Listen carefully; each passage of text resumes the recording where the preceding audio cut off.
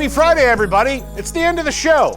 But fear not, we have one more jocularity-packed top 5 of the week. This one, staff shakeups that are coming. Of course, we're brought to you by Texas Beef House. What's the promo code? It's 365 Sports. Duh. I shouldn't have to tell you all the time, but I'm happy to because Texas Beef House is fantastic. Fantastic. The best Wagyu beef you can get and raised right here in the Lone Star State where beef should come from. Staff shakeups that are on the way. Now, these are not hot seats or, coaches that are getting fired. These are coaches that are going to have to make staff changes because they're deficient on one side of the ball or deficient in a certain thing and need to spruce it up so they don't wind up on the hot seat. Number 5, Purdue's offensive staff. I know that all these people are going to look happy, and I think this guy might actually be at a basketball game, but if you know anything about what's gone on this week, Graham Harrell already out the door, so Purdue's offensive staff is already shaken up, and this guy looks like he's on ecstasy, so I think that's pretty much what you have to do to make Purdue's offense tolerable right now, is just pop a bean.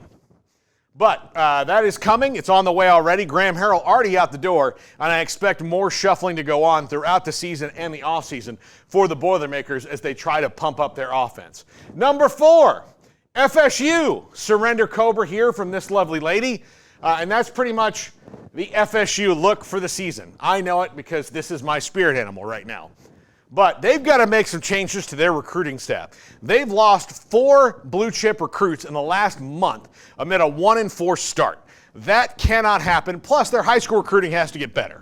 One of the reasons that they're in this position right now at 1-4 is you live by the portal and you die by the portal, and they rebuilt that team mostly through the portal, and they have not hit the ground running on high school recruiting like they should. They've got to get better at that. Actually, that's what Miami is doing better than them.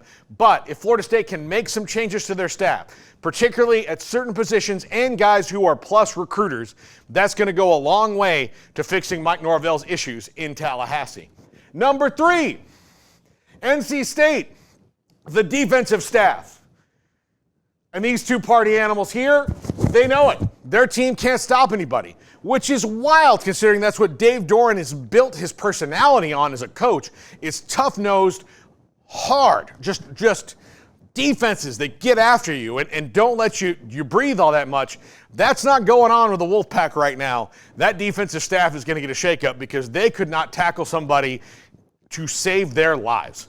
Number 2, Texas Tech, also the defensive staff. I'm now looking at this and I'm thinking I maybe should have picked another gift so this one doesn't keep me up at night. Yeah. This guy's having too much fun with that bell. But hey, West Texas, am I right? But Texas Tech is going to have to make some shakeups on their defensive staff. You see when Taj Brooks is in the game, when everybody's healthy, their offense is nigh unstoppable.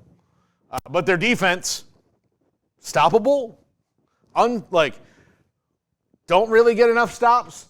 The stress of the games has to end. And Joey McGuire is a guy who also is more of a defensive-minded guy.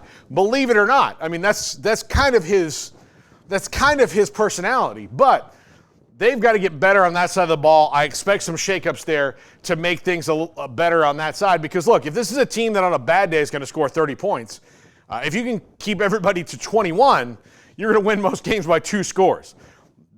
Texas Tech is right there, and I think all their fans know it.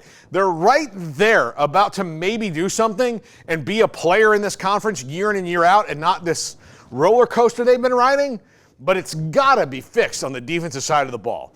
Yes, their offense could use some tweaking, but mostly the defensive side of the ball has been the bugaboo for far too long in Lubbock. And number 1, Kentucky, their offensive staff. I put up this picture of their erstwhile former basketball coach saying this is a basketball school, and they're going to mostly win, oops-a-daisy, with defensive games. Look, they scored 20 points and beat Ole Miss, which is a really great offensive team, last week. That's not something you can do all the time. They held Georgia to 13. So you've got defense with a Stoops brother running your program locked down. Liam Cohen is off to the NFL again, and if you look at Baker Mayfield's numbers for the Bucs, way, way, way up. they need to find their next Liam Cohen at Kentucky, or Mark Stoops is going to wish he'd taken that A&M job when it was offered to him. This is the top 5. Have a great weekend, everybody.